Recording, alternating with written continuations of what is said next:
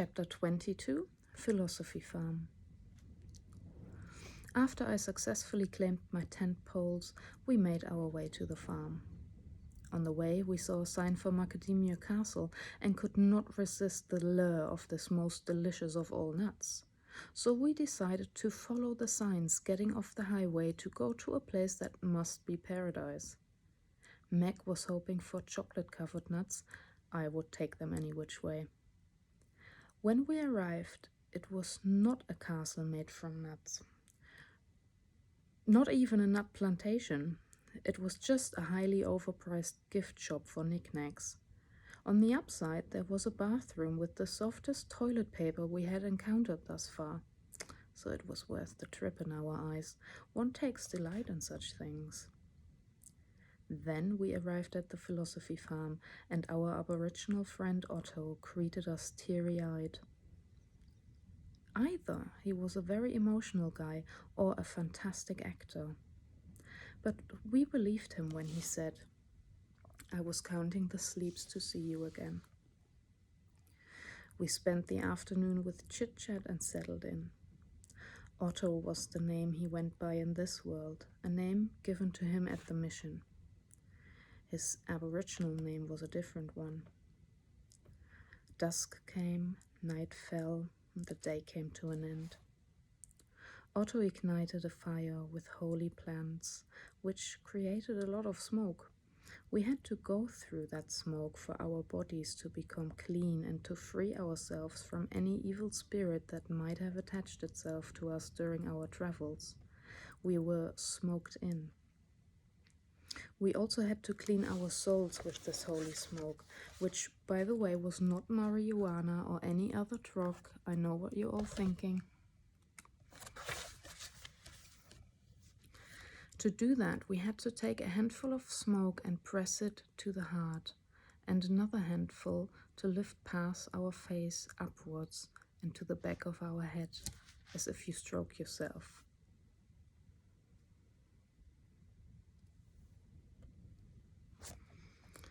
Then we each had to take a piece of wood out of the fire and take it to a bigger fire, which was the conversation fire.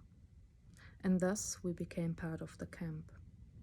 The last fire, we were told, must not be extinguished, for if it is, we need to go. It meant our business, our learning, was concluded.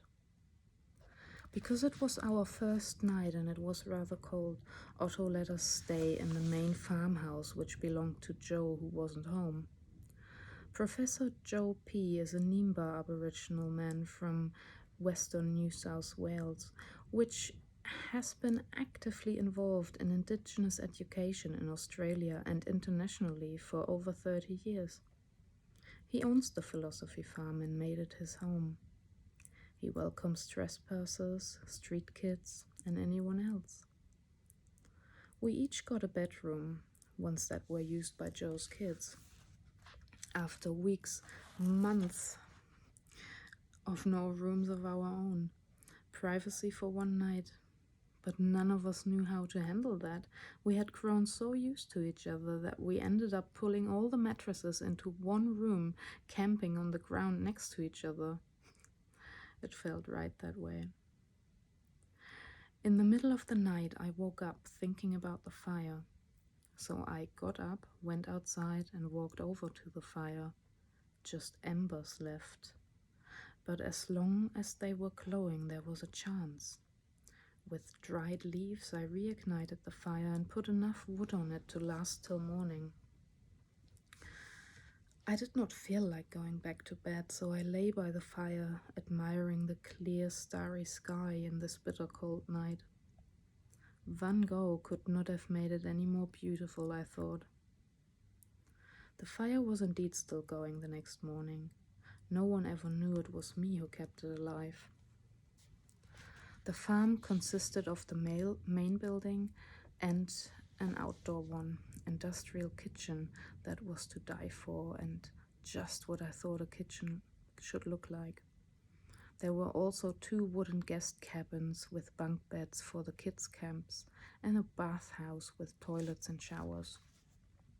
The plot of land was so enormous that one could walk for hours. There were horses and a tiny little dog that looked nothing like a farm dog. He wasn't much bigger than a cat. Otto took me for a walk and talked and talked. I started to believe he could see right through me.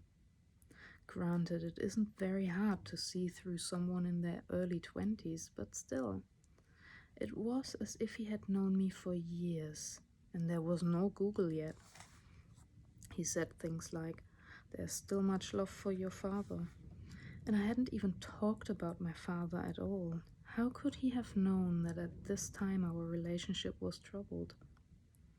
Back at the camp, Sandra, Meg, and I decided to use the stunning kitchen baking banana bread. We ate it together with Otto while it was still warm, and he read to us from his book, Older Than the Dreamtime but Young Enough to Dream. It was an introduction to the Aboriginal culture and their spirit world. I sucked up every word like a dry sponge dipped in water. I was fascinated, wanted to know everything. Nothing seemed more important to me then. In the afternoon, we drove to Port Macquarie. After a morning of learning and philosophy, we indulged in the worldly pleasures of horse racing. Otto loved a good bet. When we wanted to make our way back to the farm, Malcolm, my trusted falcon, would not start. After 3 different men told me 3 different reasons why my car would not start, I gave in and called the RACQ. That is the equivalent to the AAA in the USA. The guy arriving fixed the car within minutes, which goes to show that you don't need 3 men, just one right one. Back at the farm, Sandra, Meg, and I moved to the guest cabins. It was our second night on real mattresses. It was so soft and comfortable. It felt luxurious to lay there and turn without a stone hurting your ribcage or hip bones. I should have fallen asleep like a baby, but I suffered from such a cold that my nose was blocked enough to prevent my breathing. Is there anything worse than trying to go to sleep with a blocked nose? Furthermore, it was so cold in those cabins that none of us could get comfortable, and the tiny dog scratched on the door ceaselessly. So we got up, went to the kitchen to boil water, and found glass bottles that could be filled. We wrapped our homemade hot water bottles in towels and took them to bed. Mercifully, I took the little red dog to bed with me. I hate dogs, but I could not bring myself to let him freeze to death. He crawled under the covers next to me and stopped shivering. He curled up in a ball, and our joint body heat plus water bottle did the trick. We could all go to sleep. But again, I woke up in the middle of the night. A bird was shrieking so loudly, but no one else seemed to have been bothered. I was the only one awake. The bird just would not stop. I went outside to tend the fire like I did the night before. It was so cold I could see my breath. Every single star was so bright and twinkly.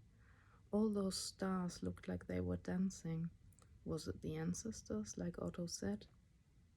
What a nice belief. I packed the fire with wood so it would last till morning.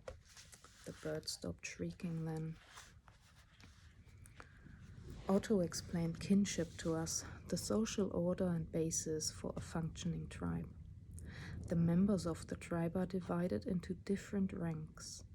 Every rank has its function. People of the same rank are not allowed to marry, interesting enough. That way they prevent interbreeding. The whole rank system seemed really complicated, but is quite logical once understood. Quite ingenious, really. Our European kings and queens in the so-called civilized world were interbreeding for centuries, and the so-called barbarians of this country have had a system in place since the beginning of time to prevent such a thing. Now who's civilized? We also got to know some paintings and the symbolism used in those. Painting, language, and kinship is different in each tribe. We tend to see the Australian Aboriginals as one culture, but really there are many. Joe too took some time out of his busy day to talk to us. He took us to the river and made a fire. Nothing ever seemed to work here without a fire. Jack talked about the Nimba, his tribe. Nimba is all about love and relationship, not only to people but to the whole environment around us. He told us that water and fire play a big role in conversation. In fact, without the two, an exchange is not possible. A fire forces you to sit, concentrate, and listen. Water too. If no one is putting any more wood into the fire, the interest in the talk is extinguished. If the fire dies, there's nothing more to say. Joe painted our noses with ochre. I did not tell him I wore ochre once before. I felt too silly to tell him I had blasphemed his culture once, even though unknowingly. But this was real and true. Everything is based on trust, Jack said. In a tribe like his, there are no questions asked, no why, because everybody speaks the truth. There are also no words for please and thank you in his language, because these are a matter of course and unnecessary to talk about. There's no ending, there's no beginning, Joe said, because an ending always brings a new beginning. Whether it is death or a relationship, life never ends, relations never end, but everything changes shape. Joe also talked about food. You have to take 5 or a multiple of 5 from everything, whether you catch fish or collect berries. If you can only catch 3 fish or find 3 berries, you have to give it back to nature and not eat it, because it means nature is in short supply and needs it herself. Crows flew over our heads while he talked. Look at the crows passing by, Joe exclaimed. They are holy animals. The spirits have seen us and blessed our talk. They accept you. From now on, crows will be with you on your travels to keep you safe. Joe spoke for a long time, and I listened spellbound. The water swooshed past me. The fire hissed and crackled. I was at complete peace. I felt at home in my heart. At camp, Otto talked to me way into the night. About me, my composure and attitude, about my shyness, which was often out of place. He told me it was time to break out of the stillness of the last few years. He told me to find my voice and use the secretly absorbed knowledge. All this talk was like hieroglyphs to me. I did not understand. The fire called me night after night, and I wondered why only I heard it. Sandra and Meg slept peacefully every night while I kept the fire going. The nights were so cold. I had no idea it could be so cold in Australia. Joe brought 2 more dogs. All 3 lay next to me and warmed their fur by the fire. I don't feel scared at night anymore. If the stars are truly ancestors, spirits of all centuries, all times, then I am surrounded by watchful eyes. To this day, I still don't know what to believe, but when there are stars, I have no fear. Timelessness. Aborigines don't believe in time like we do. They talk to their ancient ancestors like they do to their sons and daughters. They aren't divided by time. The spiritual contacts they have are alive as their physical ones. There's something very calming about this. Even though I cannot have such a spiritual contact to my own ancestors, it is very appealing that such a thing is possible for some. It gives the world a deeper meaning and magic I don't want to miss. Otto took me aside one morning and asked, "Are you ready?" For whatever it should be, I was. and he knew. The others are not, but you have our trust, he said. So I followed blindly. He might as well have murdered me in the woods that day. I was completely enraptured. We went to a place by the river, hard to reach and hidden. A spiritual, sacred place, a place of ceremony. There were huge, flat and very smooth rocks. Some of them had holes carved in them like bowls. These were colored from mixing the sacred ochre. We spent the entire day at this place, and things were bestowed on me that I am not allowed to talk about to anyone who hasn't gone through the same cycle of ceremony. The sacred part of this culture is as beautiful as it is hard to digest for a Westerner. The more secret wisdom I was endowed with, the more I felt at peace, but at the same time deeply unnerved. It is clear to me now that our two cultures cannot go hand in hand. They do not have common ground.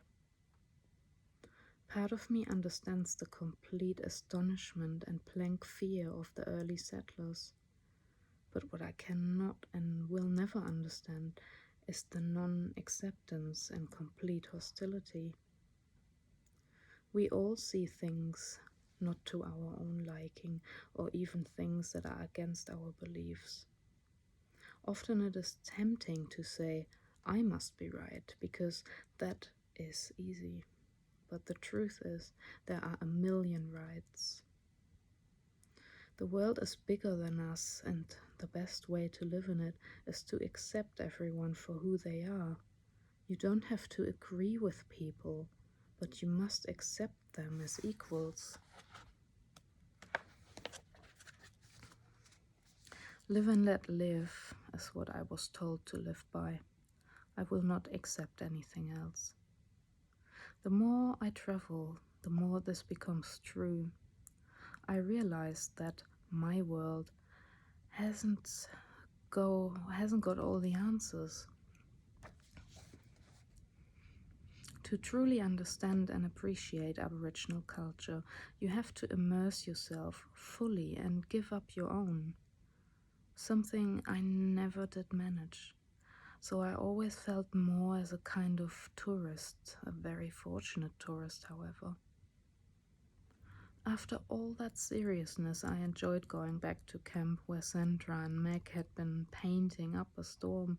The discussion of the day had been about snot, as we all had colds, and I joined right in, discussing flavor, color, and texture, which made us all hungry. Yucky, but true. We decided to have a barbecue and indulge in some meaty pleasure.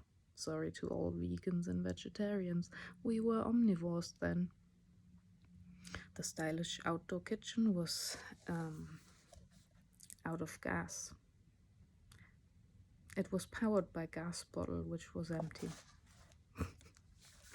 So we had an indoor barbecue in the farmhouse, which was less beautiful. None of us knew how to operate the gas stove in the house. After what must have been 15 minutes of turning knobs and pushing buttons, there was a loud whoosh and an explosion of fire. We knew then what not to do. I'd like to report that the kitchen as well as the farmhouse are still standing. We finally had our potatoes in the pan and were chattering away. Sandra was on potato duty and managed to leave them in the pan not only until they were burned beyond recognition, but until they caught fire. So we had potatoes a la flambe. The taste was unforgettable, in such a way that we decided that Sandra would not be trusted with cooking again, let alone fire. It was life-threatening. She had other qualities, however. That night, she made hot water bottles for all of us and hid them in our sleeping bags as a surprise. On a night with a full moon, my second day of ceremony began. Again, I found myself by the river and was honored with more ancient knowledge. Doors to a whole new world opened to me, and I just had to go through them to become part of the oldest living culture on our planet. In my entire life, I was never as awake as that day. My soul was alert, and my mind was sucking up every drop of wisdom offered to it. I got my Aboriginal name and markings that day, and still hold them dear, close to my heart, and sacred as it should be. That night, as the moon was full, a circle of clouds appeared around the moon, as exact as if someone had drawn it. I was told it means that the bond I made was sealed and accepted by the spirits, a sign supposedly as old as time itself. You may not believe in any of this. Sometimes I'm not sure I do. I merely give an account of the happenings as far as I am allowed to without betraying the trust that was given to me. You can make up your own mind. All I am sure of is that there is more between heaven and earth than meets the eye.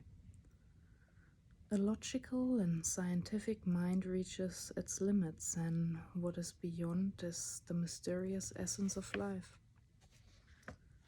Part of me always hungers for this other person within me, that spiritual one. It is as if my heart was split in two that day, and from then on, at home nowhere at all, a nomad between worlds that cannot meet. Another freezing night lay ahead of us, and Joe collected us and the dogs from the cabins and let us sleep in the farmhouse again. He lit the fire and we sat around the hearth. That night the fire did not call me. The next morning there were only cold ashes. Business was over. Joe told us we would be smoked out that day and could leave the next. Partly heavy-hearted, partly relieved, we ended our business and readied ourselves to leave. Otto and Joe drove the three of us into the rainforest. Otto was busy showing us different plants and their uses and all kinds of bush tucker, which is food. We ate the weirdest stuff that day, some of it not very appetizing looking, but surprisingly not disgusting.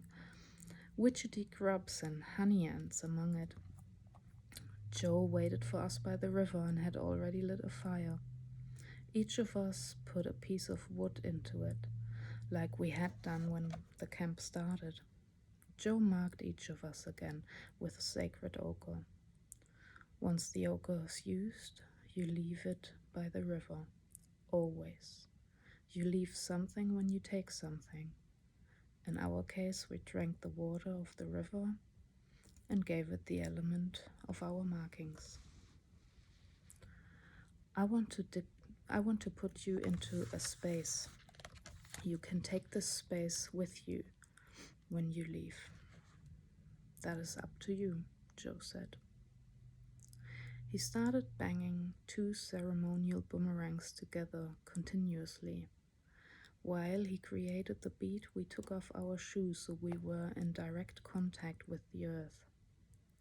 As we sat around the fire, Joe brought the energy of the 5 Nimba elements to us: fire, water, earth, air, spirits. It felt like a deep meditation, a trance almost. The energy flew all around us, and each of us could truly feel it. We left that place by the river and were transported to a different spot in our minds, a sort of Neverland, untapped by any of us so far. Spirits have no borders. The only border is yourself. They won't break that border, you have to do it, Joe said.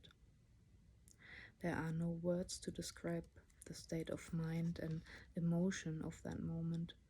To me, it felt like a sort of wind going right through me, into my belly, up my spine, and out of my head. Like my belly button was a valve, similar to one used to blow up a beach ball. Slowly, Joe brought us back. The sound of the boomerangs stopped. we sat by the river again. Then came the smoke out. The entire left half of my body went numb and immobile. I felt paralyzed and in pain. I had no idea what was happening to me. It was very bizarre. Your left side is the female part of you. The grandmother spirits came to visit you, is all, I was told. After a few minutes, that unnerving sensation left as quickly as it came. What had happened to me in the past week was unexplainable.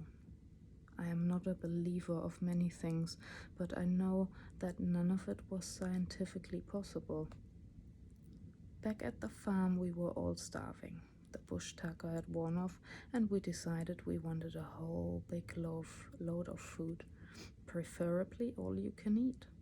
So we drove into Port Macquarie, but found all the places offering all you can eat far too expensive. We ended up having the best fish and chips of our lives and Baskin and Robbins ice cream for dessert.